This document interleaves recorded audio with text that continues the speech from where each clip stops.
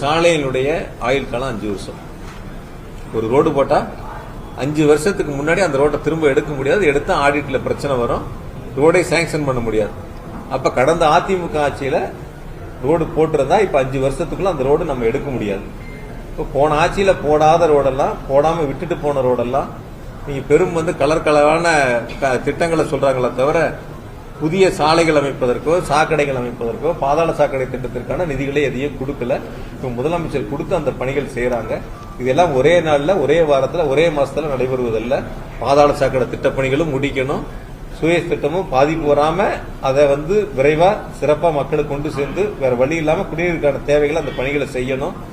விடுபட்ட பகுதிகளுக்கு சாலைகள் போடணும். கூடுதலா நிதி வேணும்னாலும் முதலமைச்சர் கொடுக்கிறேன்னு சொல்லியிருக்காங்க. அதனால இந்த பத்திரிகையாளர் சந்திப்பினுடைய நோக்கம் ஓரணியில் தமிழ்நாடு, புதிய உறுப்பினர் சேர்க்கை, நம்முடைய உரிமைகளை முதலமைச்சர்கள் முன்னெடுத்திருக்கக்கூடிய சாலை